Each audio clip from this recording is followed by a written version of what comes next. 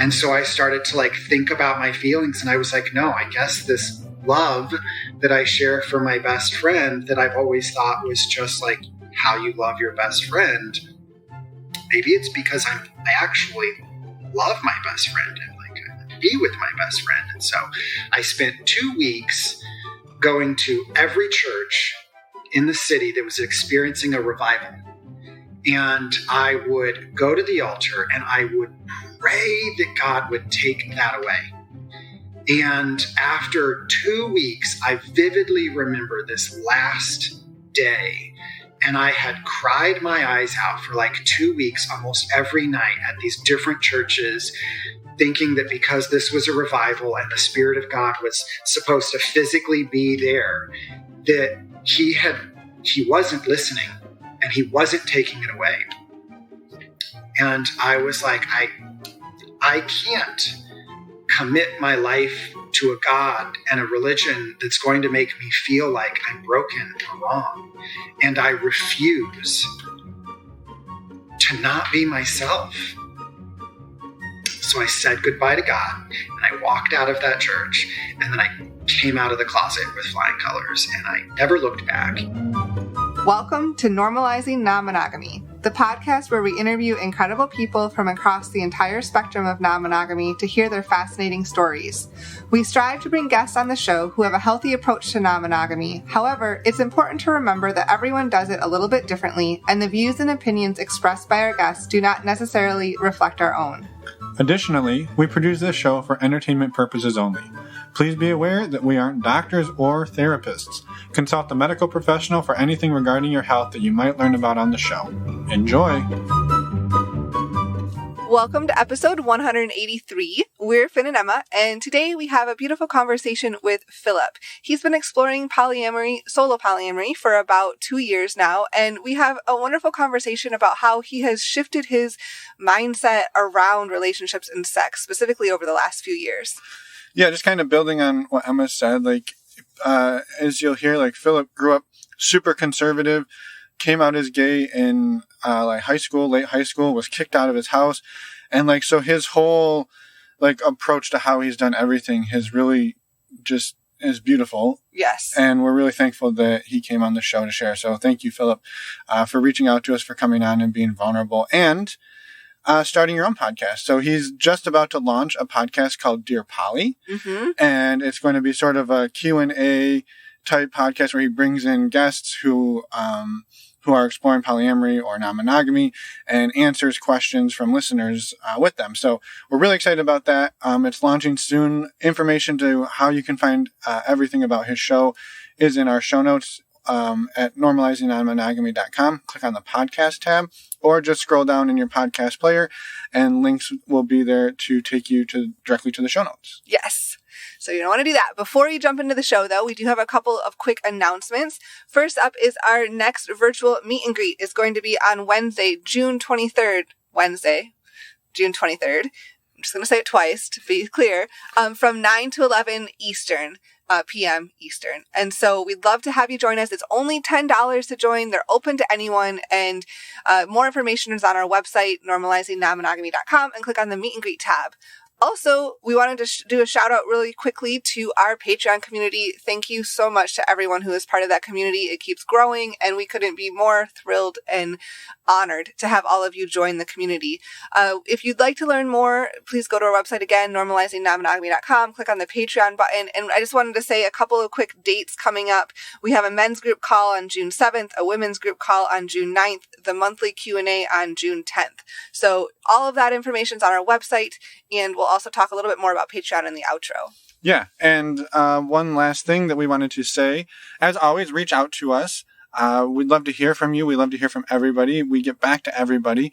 And yeah, it means a lot to us to hear how you think we're doing, how you're doing, if there's stuff going on. I don't know. We love hearing from you as a listener. Please don't hesitate to reach out. And especially if you want to come on the show too, we'd love to hear from you. So absolutely. On our website, there's ways to send us an email or a voicemail.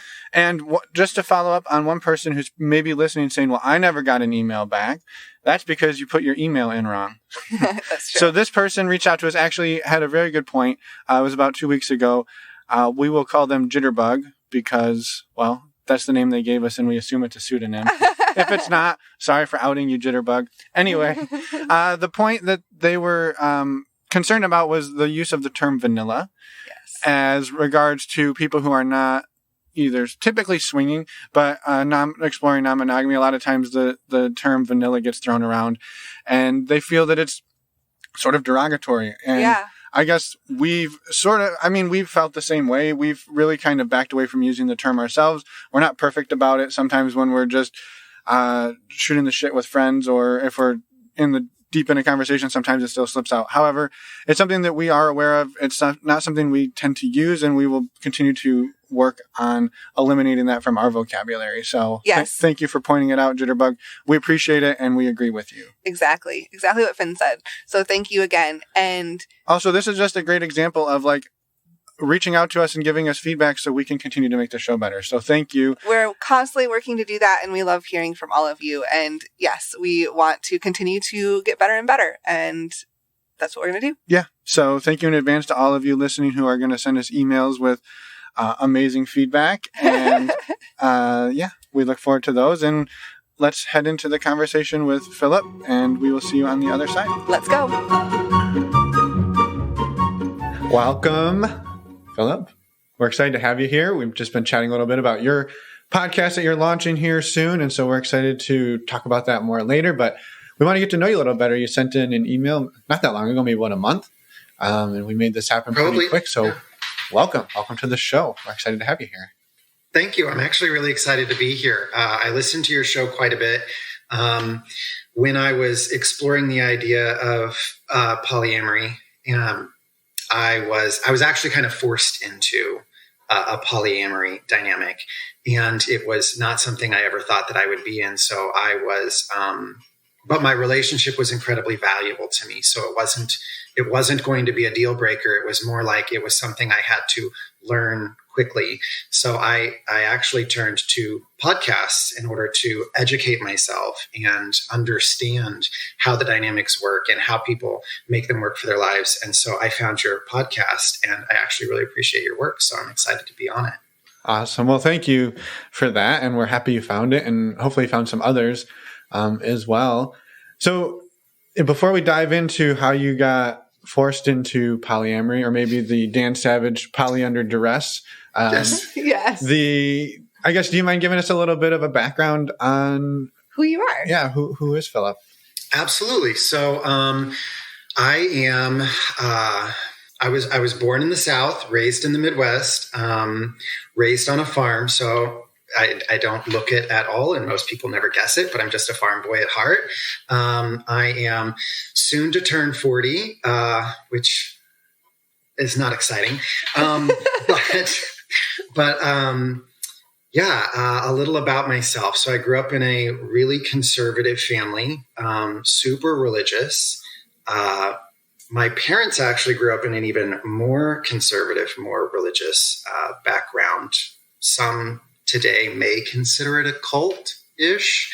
And then I've been on this personal journey to express myself and discover who I am since then. I've been somewhat of a serial monogamist most of my life. I go from one long-term relationship to another until this last one. And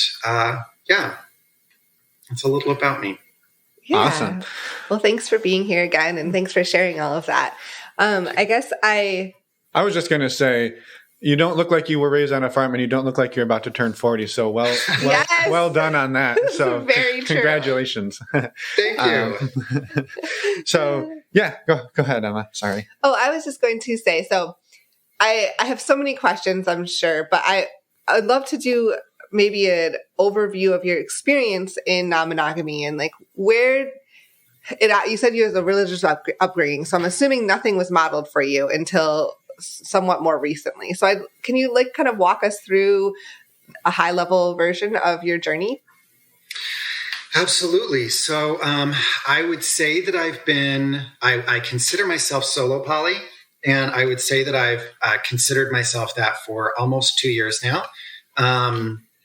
the journey, kind of high level, I fell in love with someone that was much more of a free thinker, progressive person than myself or anyone that I've been with before. And I knew early on in that relationship that things were going to be different and I was going to have to think differently because in the beginning, the very beginning, he was actually escorting. And so like, I knew that he believed in, and I hope I say this word right, autonomy.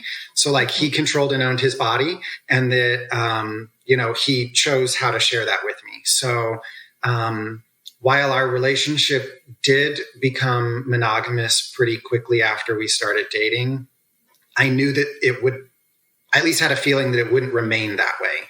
That it would probably be, somewhat fluid, because he owned his body and it wasn't mine to claim. So, which was kind of a new concept to me because in my, religious upbringing, it was always very, was laid out very differently. And then, we had a great relationship, but as a result of my very religious upbringing, I've spent a lot of my life experiencing some shame and guilt around my sexuality. So I wasn't a very great sexual partner, and he had a much higher sex drive than myself. So we ended up opening it up one-sided only because he's more jealous than I. And he would play in order to meet his needs. And I did not. And honestly, the depth of love that I have for him, I was pretty content. I didn't really see a need for any change. And then he fell in love with his partner, his friend with benefits. And that was when I was forced into polyamory because it was like, if I was going to stay with him, I had to be okay with him dating someone else. That just, there wasn't a question. So, but at the same time, sorry, I have like a lot of questions. Yeah, this was supposed to be an overview. I know. So my first question was and this was maybe more just a semantics piece. Like you said, he was escorting, but you had a monogamous relationship. Just curious, did you two consider his escorting work not to be non-monogamous just because it was like a work piece? When our relationship got to a point where we went from dating to being like officially together, he actually stopped escorting of his own accord. I didn't ask him to. It was of his own accord. Okay. I was just curious on that. And then I found it just interesting, and maybe from your perspective, I'd be curious, like he laid out early on, like autonomy was a big thing for him. And so he was going to do with his body what he would like.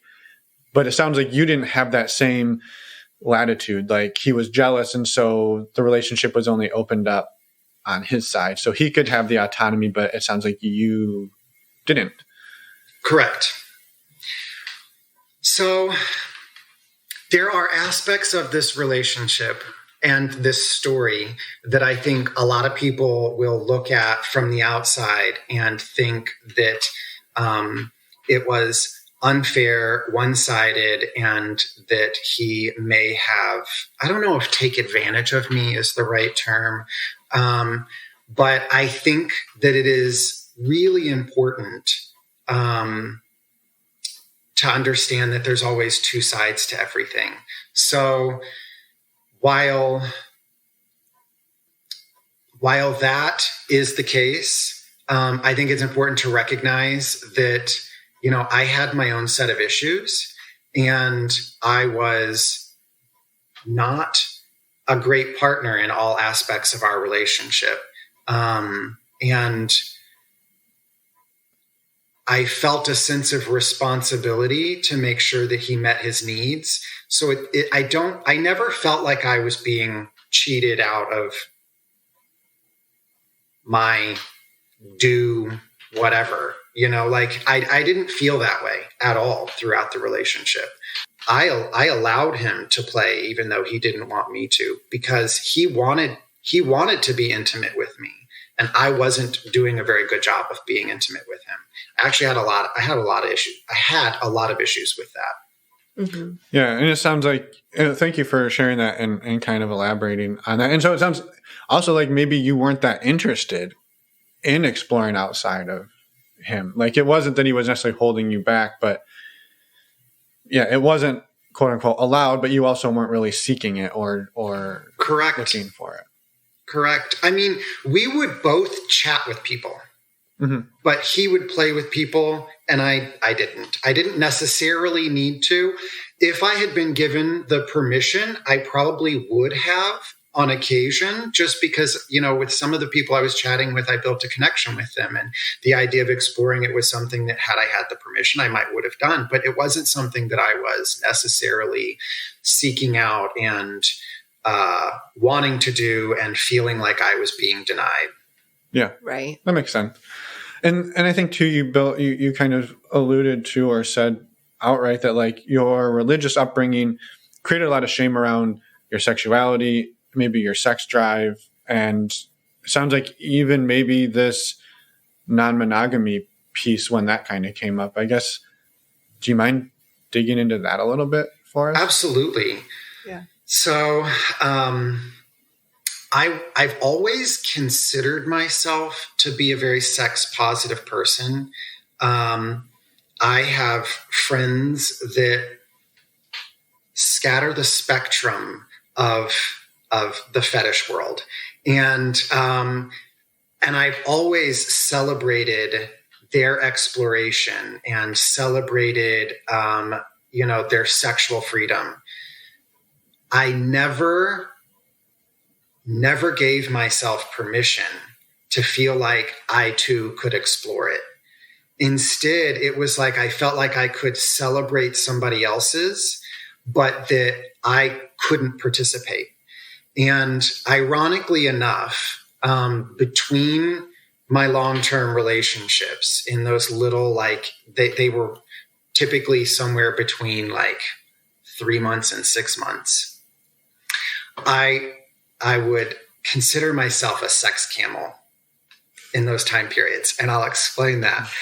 I would go weeks with no sex. And then like for 1 week or maybe even a couple of days, I would binge sex. And then I would feel bad about it. And I wouldn't have sex again for a while. And so, I carried a lot of this shame around sexual freedom. I also called myself a secret slut because I wouldn't ever tell anyone. And I would never like show my face before I would meet someone, which all of these things are so terrible. I mean, I guess it's not terrible. All of these things were unhealthy in the way in which I was experiencing them. Yeah. Sure. So, that's basically been most of my life. And then to like add a twist to it, and the reason why my relationships have always been, my relationships have a history of being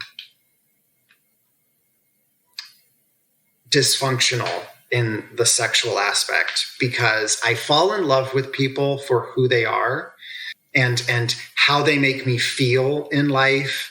I'm very attracted to people that are very inspirational, that are very educated, because I like to learn from someone. I like to connect with them, learn from them. I get inspired by them, not based on sexual preferences. And so every one of my long-term relationships have been with bottoms, and I consider myself a bottom. So, I'm generally really good at playing the top role for like 6 months to a year. And then after that, it's like, I just don't have the stamina to maintain that role. And I didn't have the confidence in sex to be able to explore other ways of pleasing each other. I had never been big on toys. I had never been creative in sex and in terms of just like, how can you work with each other to please each other? I was so vanilla that it was sad. It's sad, and it's affected all of my relationships. Yeah. And I think, there's a lot in there. I think that it's... Yeah. Thank you for sharing all of that. Yeah. Like the piece about, like you said, like you fall in love with them for who they are and how they make you feel.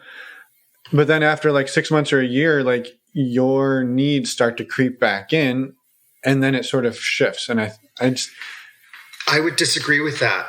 Okay.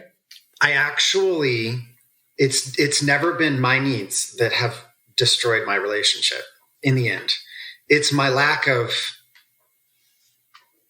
performance, but I am the kind of person, and I think that's why once I really began to understand polyamory, I've actually embraced it so much, is that I was always someone that was able to love and appreciate someone for the role that they were able to play in my life without necessarily having to force them to be my everything.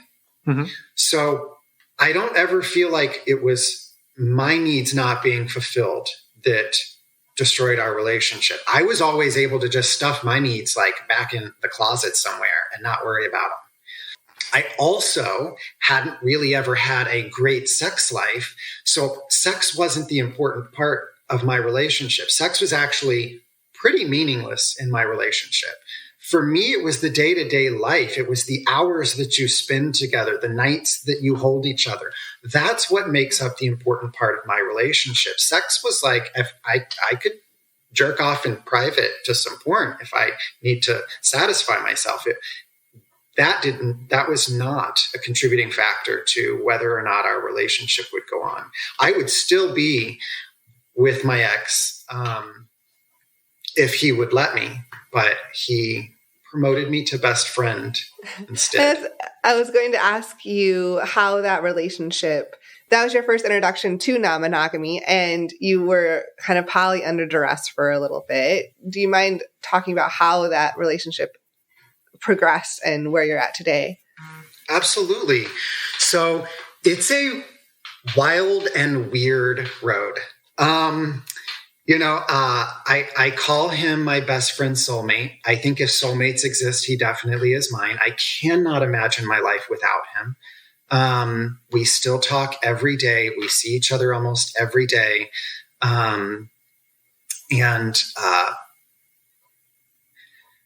As I was introduced to polyamory, it was because he had fallen in love with his friend with benefits. And I actually, while I was not educating myself on poly like I should have been, I knew that if our relationship were going to go long term, and we were together 5 years, if it were going to go on forever, I knew that it was something I was going to have to adapt to because of the way in which he finds his partners. He's not the type of person that hooks up on a whim. Like he doesn't talk to someone and then 30 minutes later, he's like, okay, let's hook up. That's not him. He's the type of person that needs some kind of an emotional connection to someone in order to be intimate with them. So he would often talk with people for months before he would meet up with them and they would start this, sexual relationship.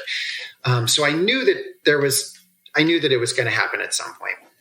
This one did catch me by surprise, though, because while I knew that was the inevitable, I never really prepared myself for it, and I didn't educate myself for it. And he really connected with this individual quickly.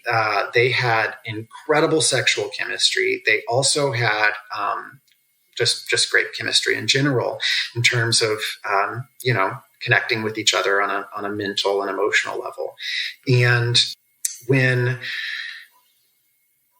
I was given that ultimatum of basically you're going to have to adapt to be poly or you can't be, my partner anymore, I began to educate myself.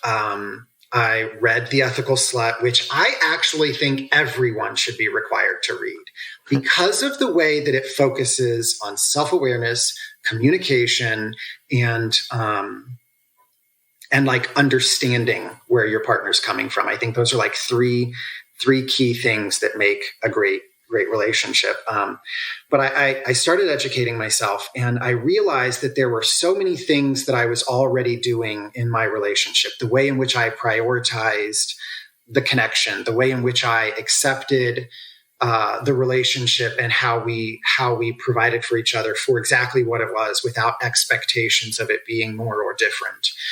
And so once I had those realizations, I dove in. I was like, yes, I understand, the dynamics of polyamory and how it gives you the freedom to be able to make a connection with someone and value that connection for what it is. Because if there's something missing in that connection that's not natural, you don't have to force that expectation. You can actually find that in another relationship and another connection with another person.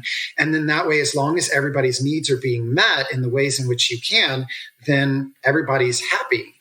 As I'm on that journey over the course of like a year, my ex is on his own journey, and we end up in this really weird twist where at the end of about a year, somewhere between a year and a half, he is having his own realization that he's not as progressive as he thought he was.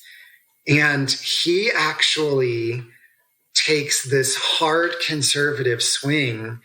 And that's actually why I was promoted to best friend. He realized that he needs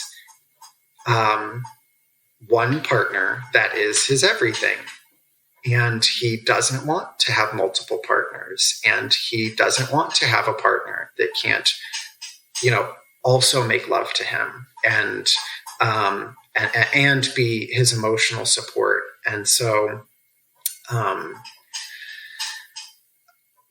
we just totally flipped roles, totally flipped perspectives. And that's how we landed where we're at right now. Yeah. Yeah, that's fascinating. And that's hard. It's super hard too. Because you did all of this work to get to where you could be in that relationship and not, you kind of undid all of the socialization that you had grown up with so you could make that work. And then you got there, and then he was like, oh, now I'm flipping the tables. Like that's really hard. I'll tell you though, so I mean, I'm not at all going to lie and say that it was easy, and it's still hard at times. The depth of love that I have for him is incredible, and it hasn't changed at all. I still love him as much as I did beforehand. But while I may have started that journey because of him, I would say about halfway through, I continued on that journey for me and what I think it will do and how I feel that it will impact my life.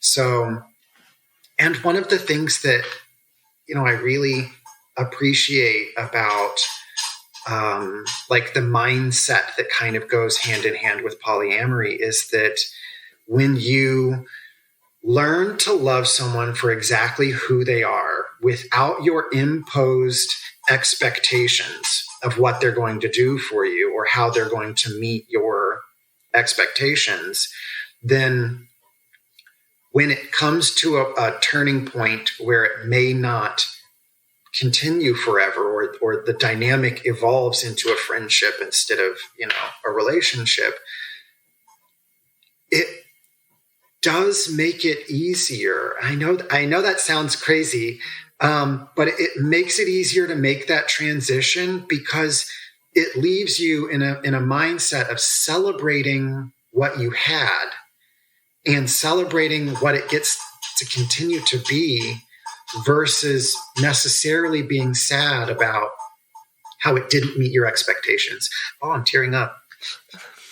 No, I think that's super powerful because, and it's a beautiful way to look at it because it's almost like trying to focus on the depth and the positivity that's come from that relationship and feeling lucky that it gets to continue in whatever way it gets to continue.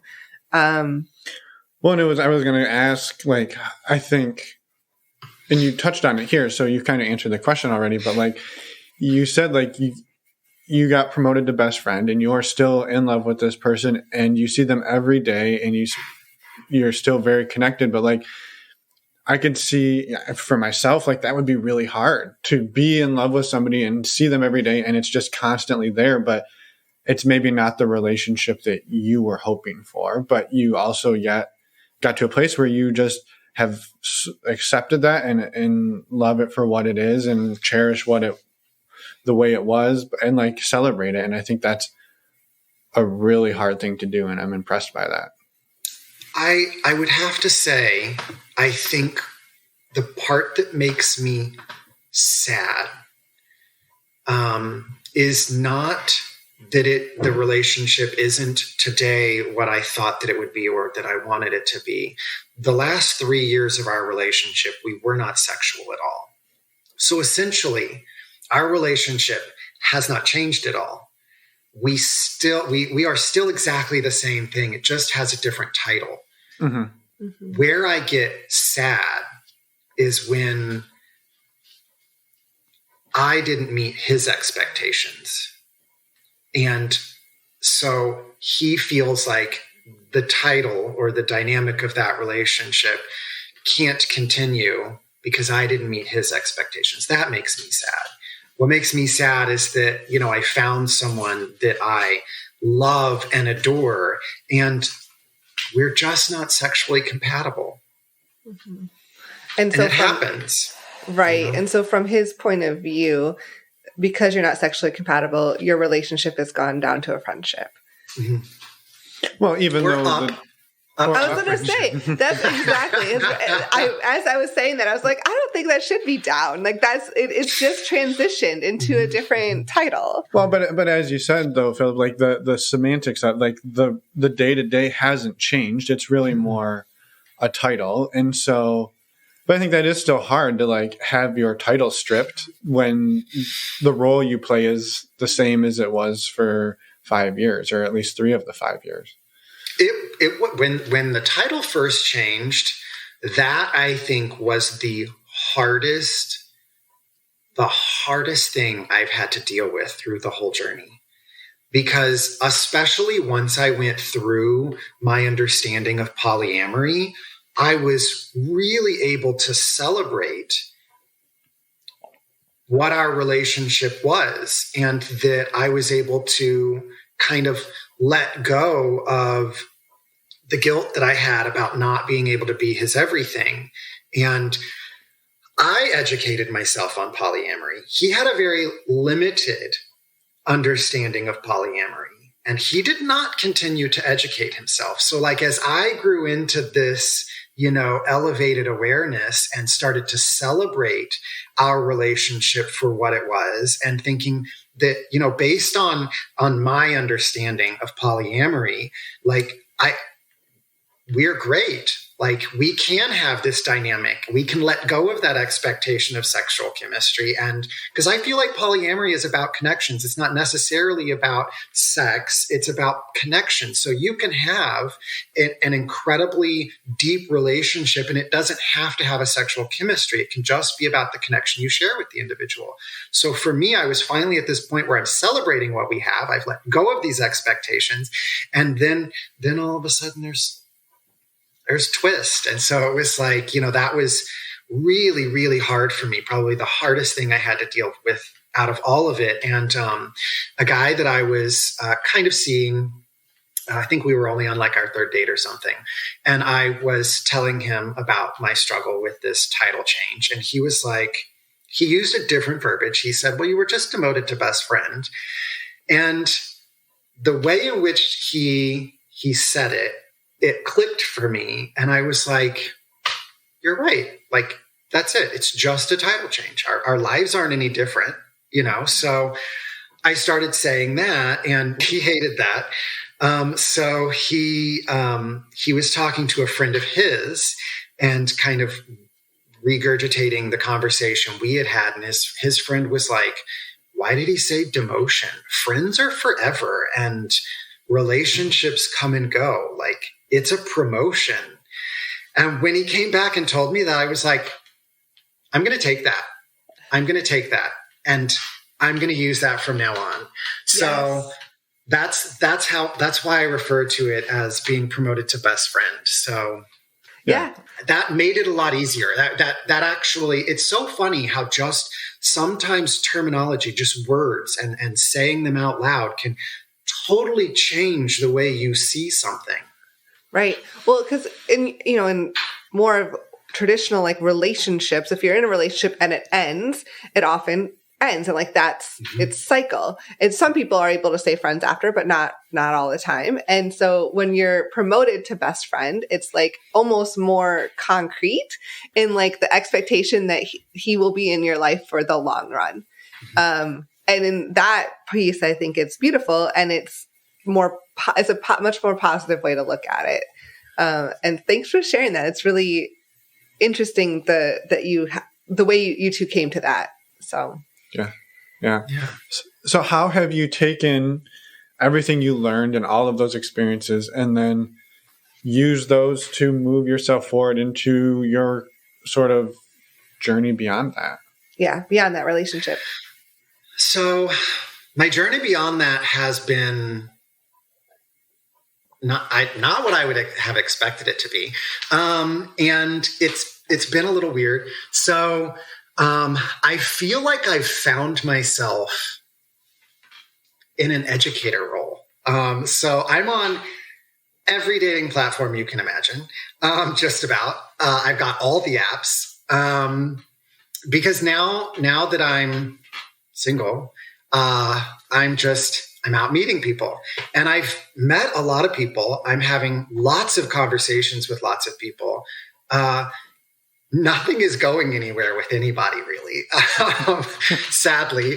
But I get a lot of people asking questions about polyamory and my take on it, my experience with it. So I feel like I'm kind of like more in an educator role now on these platforms. Like I'm answering a lot of questions. I've gone on lots of first, second, and third dates. Nothing ever goes beyond that, that's okay. Dating is a numbers game anyway, finding somebody that you connect with is a numbers game. But I will say the most exciting part of the journey, though, is I have been able to really work through a lot of my issues around sex. And now I can say that not only am I a sex positive person, but like I live a sex positive lifestyle. So I have learned in the last 2 years what good sex is, which I apparently have never experienced in my life until the last 2 years.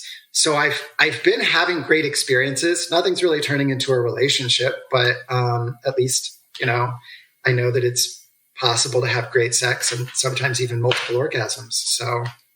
So how did you, I've got to know, like, how did you discover this? Like cause I imagine there's people listening like, well, I want to know, like maybe sex isn't that great for them. And it sounds like it wasn't for you, and you've made that shift. So how did you discover that? Well, first I'll say I've been in therapy for 2 years, and I don't know how anybody makes it through life without a therapist. I have a great therapist. We have worked through a lot of my issues. And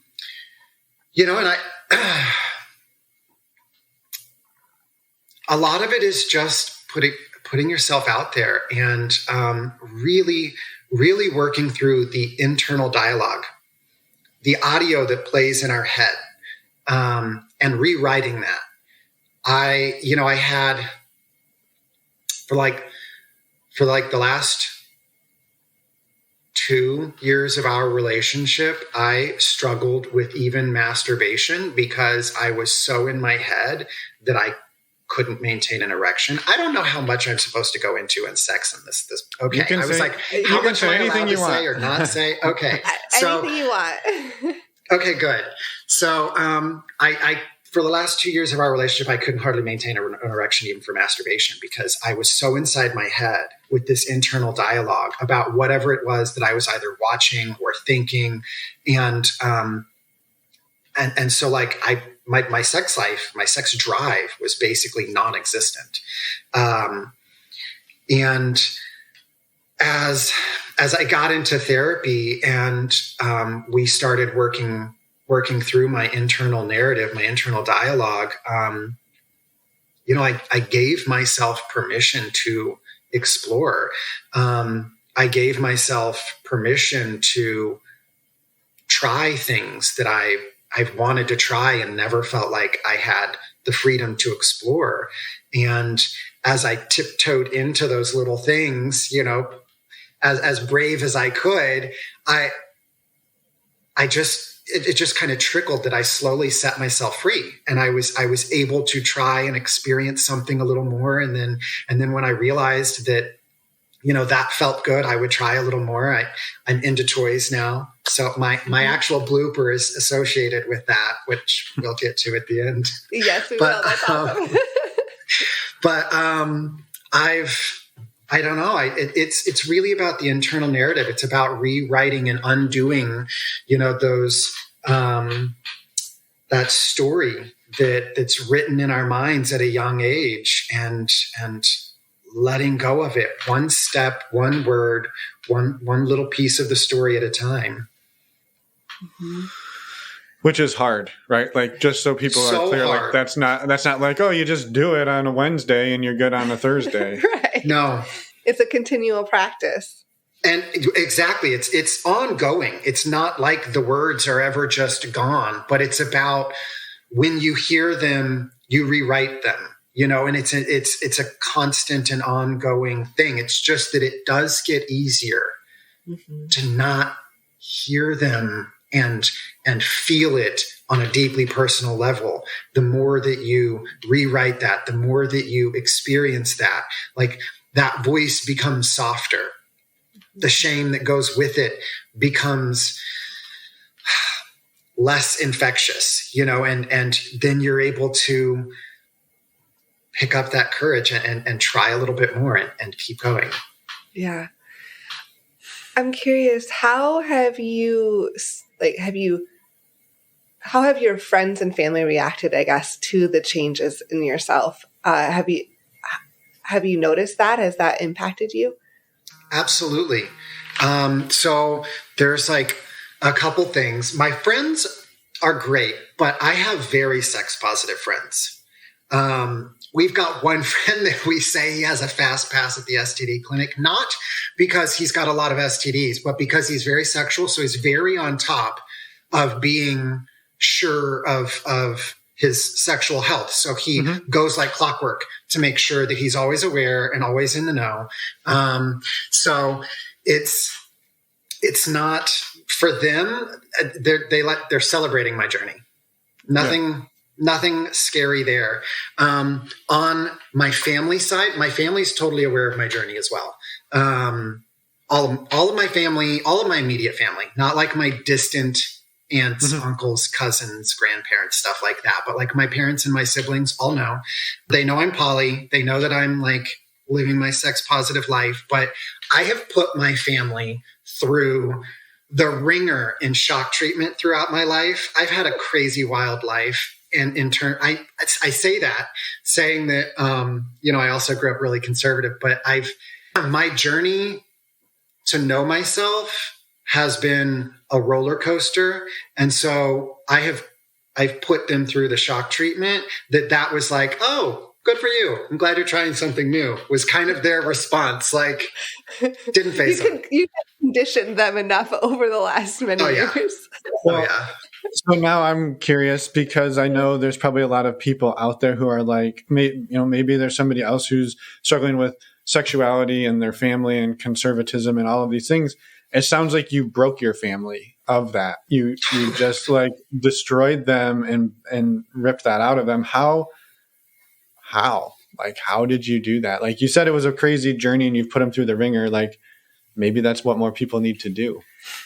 So when I say it was very conservative, like by age 14, I was leading children's church at my church. And by 15, I was training to be a youth minister. And then by 16, I was coming out of the closet with rainbow chiffon coming out of my ass kind of thing. Like I was just, it hit me like a rocket, and I was transforming to a unicorn.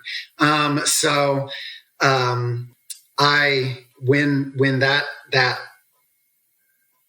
happened, when I had always known that I liked guys, but I just was in my mind, it was like everybody loves their best friend and they have their girlfriend. And then the first time that a girl kissed me at 16, I was like, whoa, I don't want that. And so then it was like, wait a minute. Maybe this understanding of how the world works isn't right. And so I started to like think about my feelings, and I was like, no, I guess this love that I share for my best friend that I've always thought was just like how you love your best friend. Maybe it's because I actually love my best friend and like I want to be with my best friend. And so I spent 2 weeks going to every church in the city that was experiencing a revival. And I would go to the altar and I would pray that God would take that away. And after 2 weeks, I vividly remember this last day, and I had cried my eyes out for like 2 weeks, almost every night at these different churches, thinking that because this was a revival and the Spirit of God was supposed to physically be there, that he wasn't listening and he wasn't taking it away. And I was like, I can't commit my life to a God and a religion that's going to make me feel like I'm broken or wrong.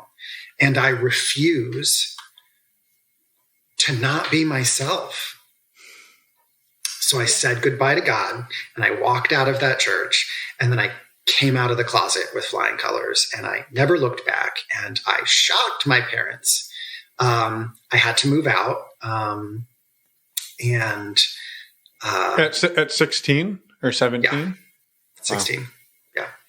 Yeah. So I'm the youngest. All my brothers had all been kicked out at like 15 or 16 anyway.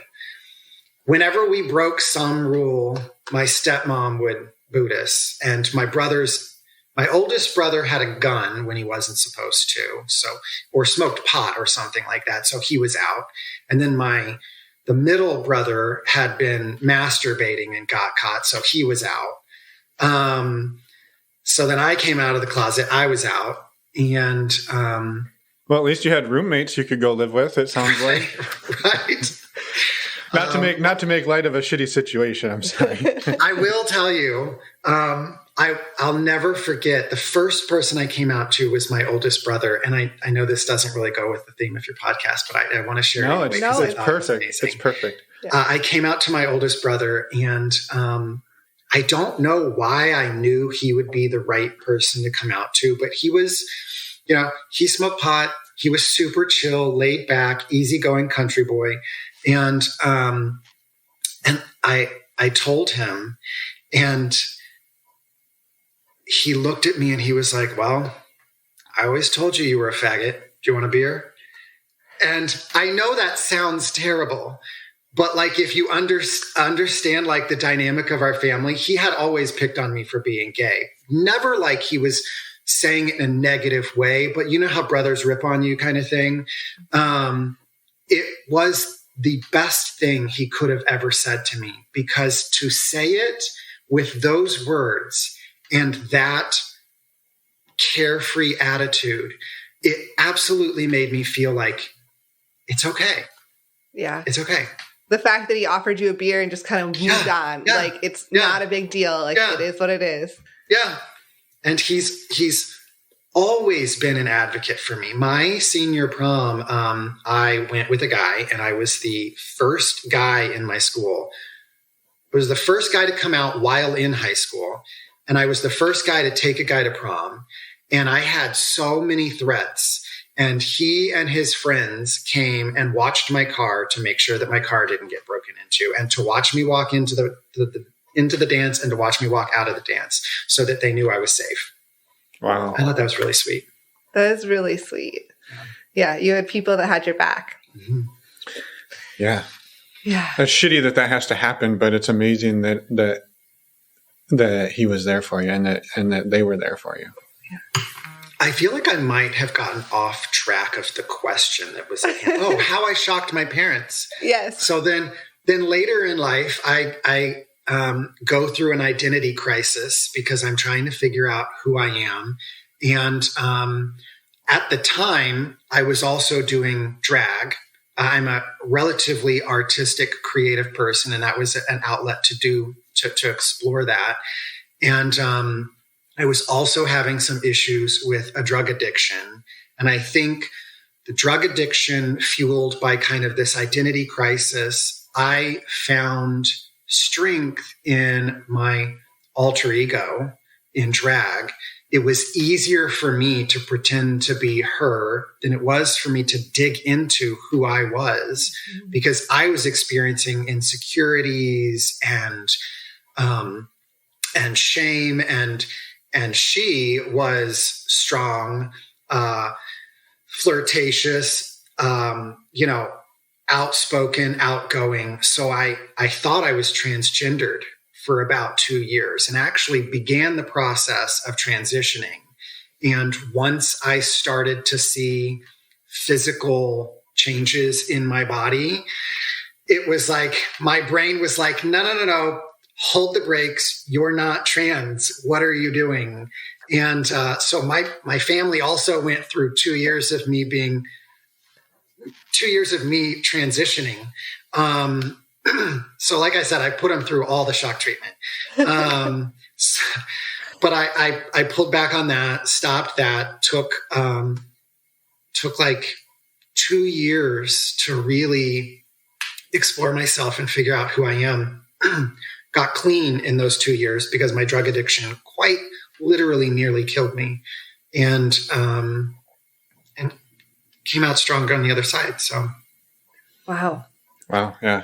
Thank you again for sharing all of that too. Like it's also, I think it's amazing how it shows that you are someone that obviously works on yourself a lot and works to understand yourself and grow and push yourself. And the fact that you were exploring in those feelings of thinking you were transgender, starting to transition, then pulling back and being confident enough in yourself to pull back too. Like it's amazing. And I don't know where I was going with that other than like commenting on how, like, thank you for sharing that. It feels powerful to recognize the strength that you have to work on yourself and to figure out who you are and what is important to you and how to, I guess, live your best life.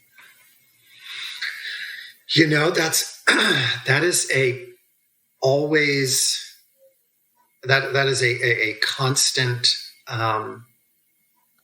work in progress, because I think, we're all the product of our experiences. So our values evolve and change. Our priorities evolve and change over time. So I think the roadmap to what is your best life is also always changing, because your best life, that picture at the end, might be evolving over time too. So yeah, thank you. You're welcome. Yeah, and I think what you just said there is going to destroy my next question, but I'm going to ask it anyway, because my question was basically going to be kind of around like, what is it that you see, or what would you maybe like to see like your relationship dynamics look like moving forward? And you basically just said like, well, that's always ever changing. But I guess maybe for now, like, besides being an educator on all of the dating apps, what are you hoping to get out of it? Hopefully a couple of lasting connections. I know you typically ask in, poly people on your show, like, what is your ratio? Like, what's your perfect number or whatever? Yeah. I don't know that I have a perfect number. I think that because I haven't had an opportunity yet to actually have more than one real relationship at a time. I think that for me, right now, I'm focused on making connections. I think that it's important for me that whatever the number is, I'm able to meet the needs of those people without putting myself in distress. So, like, I don't know that I would explore more than 2. I mean, I might if I had a great connection. It's interesting because there's a guy that I'm talking to right now that things seem pretty cool with, because he's asking lots of questions and he hasn't like stopped responding yet. So like, that's good. And he asked the same question and then like really dug into it. And, in that conversation, my train of thought was, I think that I could entertain more than 2 relationships if they weren't like all in the same city. Like if I had a connection with someone that lived somewhere else and we visited each other, a couple of times a year, talked regularly, there was a connection where we felt like we inspired each other, I could totally like that would be an addition that would be welcome. I don't know what that perfect picture looks like. I know that right now what I desire is a connection. One, more than one. I don't know. See where it goes. Yeah. So I was going to push you on something because why not? You said that what you want is to be able to meet their needs. But I think the other piece that you've said a few times is that as you read The Ethical Slut and did all this research, that you recognize that you don't have to meet all of somebody's needs. And I think maybe kind of if you could explain like the clash there, maybe the dichotomy between those two. Correct. So I guess when I say meet their needs, I mean like meet the needs that are agreed upon as necessary for our relationship to be healthy. Mm-hmm. I don't expect that every connection that I have is going to meet all of my needs. What I'll expect is that whatever it is that we're connected on, I may have, it may be where I have a great sexual connection with someone, but we don't necessarily inspire each other mentally. It might not be something where we want to watch documentaries together or, talk for hours over a bottle of wine, but we might have incredible sexual chemistry and want to foster that. So I may have a partner that has another partner that connects with them on that mental and emotional, and we may just have an ongoing sexual relationship that is great, and that fulfills our needs because that's the connection and what it's based off of. I may have somebody that inspires me mentally and emotionally, and so if that's where our connection is built and that's where we focus what it is that our needs are on, then as long as we're meeting those needs, then that's great. It's not to say that they have to fulfill all of my needs, but the needs that are based around that connection, as long as those are met, where we feel like we're being honest, transparent, and available when the expectation is there. So, yeah, no, it's perfect. And I appreciate it because I kind of had a feeling, but because that has been sort of a recurring theme. And you also kind of touched on it in your answer. One of my other questions was going to be like, now that you've determined what for you great sex is that a requirement for all of your relationships? And it sounds like it's not. It's just if that's what the relationship has, then it does, and if it doesn't, it doesn't. And I love that too. So thank you. I will tell you, I'm being much more forward about sex though in my conversations because I don't want all of my relationships to just be emotional. I would love to have a relationship that combines, great sex with an emotional connection. That would be great to experience. So I'm being much more forward about it. But yeah. I have an impossible question now too. If you were to meet somebody and you felt they met all of your needs, do you think you would still be interested in meeting or looking for other partners? I I don't have any expectation that I will find someone that meets all of my needs. If that happens, I could definitely be open to have. I'm sorry, that's my cat's tail. She's perched in the window right now, and that's her tail. I'm sorry. I'm open to conversations. I'm open to exploring things. I have my reservations about whether or not I will find that one person that meets all the needs. And total transparency, while my title may have changed with my partner, I don't necessarily change. I don't share that title change with anybody else that I'm talking to. As far as our initial conversations go, I have another partner because it is important for me that they recognize just what kind of a presence he has in my life, because while we might just be friends by title, the presence that he has, that he takes up in my life, is like a partner. And for anybody else that walks in, it's going to feel like I'm in a poly dynamic. So I think it would be hard. I think I'd be hard pressed to find somebody. I don't know where I'm going with that, but like, I don't know that it.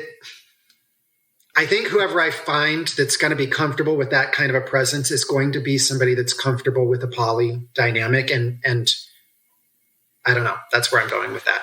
No, I think it's super important, and like that you disclose that outward is pretty powerful as well, right? Because like, I think, yeah, like if I was to say, let's say I met another person I was interested in and they spent all of this time with this person, then I found out this person was their ex, but that they still are basically in love with their ex, and for them the relationship hasn't changed, I'd be like, so okay, yeah, you're still in a relationship with them. Like, right. They may say you're not, but by all like measures, you really are. And so, yeah, I think finding somebody that's okay with that on the get-go is critical. So that's super important.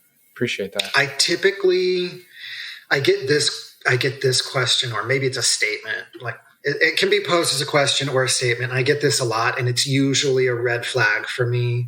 I'll be talking to someone and they'll be very inquisitive about polyamory, seem super cool with it. And then at some point they're like, I just think you haven't met the one yet. Or I think maybe you just haven't met the right one yet. And I'm like, you think you're the first person to say that to me? No. And right. I don't think it's not that simple. Yeah. No. Yep. I think that's a red flag for a lot of people who are in this space. So you're not alone there. Yeah, sure. Totally. Yeah. I wanted to, do you have any other questions? I'm curious about the blooper that you talked about. So my ex and I, we live in two separate apartments. We're on the leases of both people's apartments because we were going to be moving into this one together. And then that was kind of like a pivotal moment where we were like, we have an opportunity to like live in our own spaces and maybe see how that goes. This was before the change in title. And so we were on both leases. He's just continued to stay there. I'm here. But we have keys to each other's places. And I've always been, for most of our relationship, I was a super boring person in terms of like not spontaneous. I also wasn't sexual. So there was never any fear that he was going to like walk in on me doing anything. And so, as the initial part of exploring my sexuality, sexual freedom, it was important to me to learn my body and learn what felt good so that then I would know how to be with someone else and know how to ask for what I needed. Like that was another thing that had always been foreign to me. For me, it was always about making sure that the other person had an orgasm, but like, what about mine? So, it was important for me to learn that. So I bought a toy. And, bottoming is different than topping. It's uses all different kinds of nerve endings. It takes, mental concentration to relax, like things like that. So my initial toy was very small. And then I bought this aspirational toy, which, like, when I say very small, so like the first toy was way smaller than the statistical average size, because like I started very small.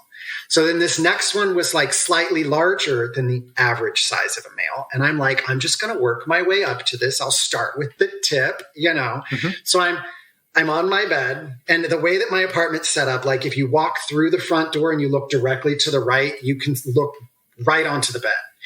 And so I'm on my bed, and I've just started to like ease down on the toy. And all of a sudden I hear the keys in my front door like jingle, and the door whips open, and I spin around to like see who's coming in my door, because I was, just caught off guard, fall on the toy and impale myself. And he is standing there looking at me like, oh. He turns around, walks out, and I like fall off the toy, frozen because I just impaled myself, which was way larger than I had expected, way more than I had expected to take in that moment. That was it. Yeah, that's pretty much that's the moment of the toy. By the way, I got used to that toy real fast. So that's one way to do it. Yeah, I was going to say. Yeah. Trial by fire, I guess. Just do it. Yeah. Just do it. Just do it. I actually don't recommend that. It is important to work your way up. You can hurt yourself. I luckily did not, because even the aspirational toy was probably still kind of small compared to what some people can take. But, we all start somewhere. So. Yeah, very good caveat to that, but yeah. And at least it was him, your partner, that. Oh, thank God! Because when that happened, I was thinking, because sometimes the property managers will like check on apartments, and I was like, oh my God, is the property manager about to walk in my apartment? I had no idea what was going, because I was just not thinking that anybody was going to be walking in my front door. Right. That's a fair assumption. Yeah. I would say, to be honest, that's reasonable. And now it's a good story between you two. Oh, yeah. He laughs about it all the time. All the time. We share it among friends when it's appropriate, which you'd be surprised how often that's appropriate in my friend group. So. Over brunch, whatever. No worries. Yeah. Definitely. Yeah. It sounds like we run in similar friend group. Oh boy. Well, we wanted to also give you the opportunity to share anything else that we didn't cover in the episode and in the discussion that you want to get out into the world. I don't know. I think if I'm going to say anything else, it would be, I guess like words of advice or words of wisdom or something. Just, whatever it is that you're feeling or experiencing or wanting to explore, you're probably not alone. I think that there's nothing more valuable than seeking out others that have those feelings, thoughts, ideas, and educating yourself. And I think it's also equally important that the people that are around us in our relationships,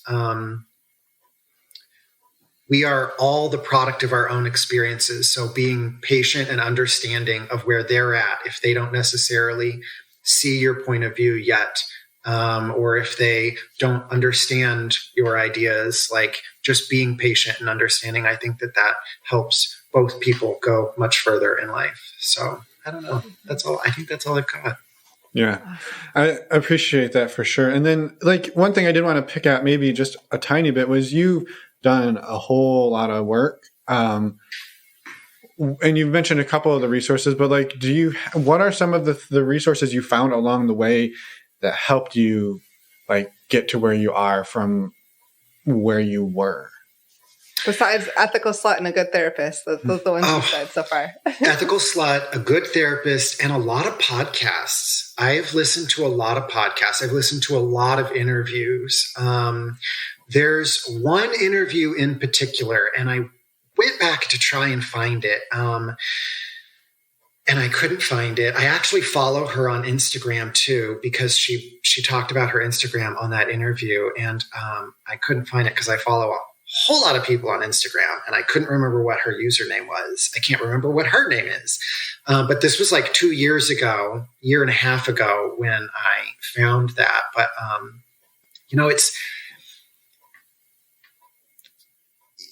we all speak and communicate differently. So sometimes you listen to an interview on a podcast and it doesn't resonate with you, and I think it's important that you keep listening, because you're going to find somebody that has a way of speaking or a story, their story that clicks, connects, resonates with you, and it helps you see things differently. And I think that it is vitally important that we educate ourselves. And, just hearing somebody else's story is educating ourselves, So I think that's been the biggest thing for me that's really helped me. Mm-hmm. Yeah. Were there any other, besides our show, were there any podcasts that have stuck out? I know you said there was one you were trying to find, but was there any that came to mind that you wanted to share? If not, it's okay. I was just curious. And then also wanted to give you a chance to talk about your podcast, which is coming up soon. So that's exciting as well. Yeah. So honestly, I've jumped around a lot through a lot of different ones, especially as I was trying to find some that I felt really resonated with me. And I found it hard to find podcasts that were really geared towards polyamory. One of the things that I really liked about your podcast is that you cover such a spectrum. So yours has been the most consistent podcast that I've listened to. I've listened to others kind of here and there, and sometimes I'll just find the one that I listened to, the interview that was really pivotal for me, that kind of pushed me to continue listening to podcasts.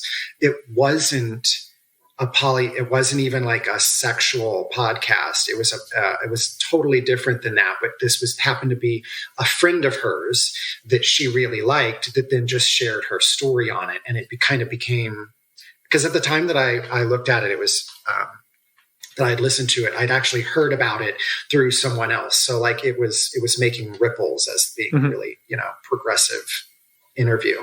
But yeah, no, that's, awesome. I don't really have one that I listen to consistently. So perfect. That's okay. Well, to explore. Yeah. How about your show? Do you mind talking a little bit about that? Absolutely. So since I have been listening to podcasts and, I jump around a lot, I kind of decided, and I was on a road trip one day driving, listening to podcasts back to back. And I was like, I feel like this would be fun. I was like, I feel like having a voice and sharing my experiences and having guests that shared their experiences would be great. And then I started thinking about it, and I was like, if I were going to do one, I want to do one where I feel like I'm trying to fill a void in this, area. And one of the things that I had wished early on was that I had I had somewhere where I could ask questions, specific questions, especially early on when everything seemed so foreign. So I started thinking about Dear Abby, and I was like, I'm going to do Dear Polly, where it's like a take on Dear Abby, like an advice column, so to speak. So people can have a place where they can reach out regarding a topic or a concern or a specific question.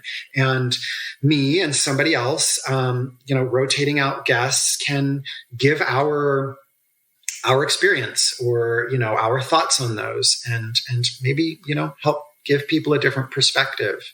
So, yeah. Well, that's exciting. Super exciting. And I love the idea. Right now, you haven't launched the show yet, but it's coming soon. Correct. Right now, I'm just taking in questions and stuff so that I can kind of start to plan out how I'm going to roll those questions out in a podcast format. I'm lining up guests to be on it, so definitely check out the Instagram, Dear Poly Podcast on Instagram, and you can submit questions, comments, concerns, whatever you would like us to talk about, cover. So yeah. Awesome. Well, links to everything will be in the show notes, so people can find you and reach out, and we encourage them to do so. Yes. And we're excited to have talked to you today. And thank you for reaching out and sharing everything. It's been a fantastic discussion. Yes. Thank you so much, and have a wonderful rest of your day. Thank you so much. And we're back. Thank you so much, Phillip, for reaching out to us and wanting to come on the show and share your story. It was wonderful to talk to you, and we're so excited to get this story out there. And to get people coming your way for Exactly. your podcast. So thank you for that work. We know how much work it is to pump out a podcast. So thank you for doing that. And as Emma said, thank you for coming on and sharing with us. Yes. We wanted to just do a quick reminder about our Patreon community. Again, thank you so much to the over 160, 170 people that are part of that community now. It is amazing, and we're honored. So thank you. A few quick notes about that. We do have a women's group, a men's group. We have a MeWe chat that is open to everyone that's part of the group there. And it's a fantastic and supportive community. We also do a monthly virtual Q&A, which turns into a really amazing discussion each month. So our next virtual Q&A or video Q&A is June 10th. That's a Thursday. We also have a men's group call on June 7th and a women's group call on June 9th, as I said in the intro to this episode. So again, all of that information is on our website, normalizingnonmonogamy.com. Click on the Patreon tab and you'll find out more. We'd love to have you come join us. And just like a little tip, again, you can come join us, try it out. If you don't like it, that's totally fine. You don't have to stay. We won't be offended. But we'd love to have you come join and check it out. Yeah, and just as Emma said, we've found a lot and we've gotten a lot out of this community. And so I wanted to say a personal thank you to everybody in it for being there for us. We've leaned on the community just like the rest of you. So thank you. Yes. It's been huge. It's a very, very good point. And one final thing before we head out today is just to remind everybody that if you're starting to meet people again in the real world, we highly encourage you to go get tested for STIs before you start mixing and mingling.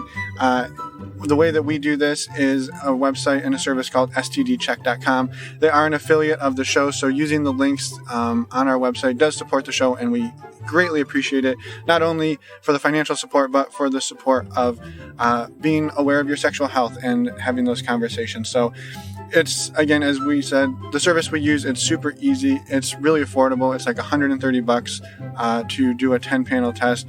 And I don't know, we love the service. Check it out. Head over to our website, normalizingnonmonogamy.com, click on the resources tab, and there will be links there that explain how to use it and all of the amazing benefits of it, and get you that $10 discount. Yes. So thank you in advance for that. We appreciate it.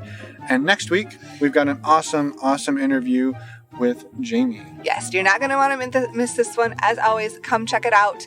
And again, our website, normalizingnonmonogamy.com. All of the information that you'll ever need is there, right?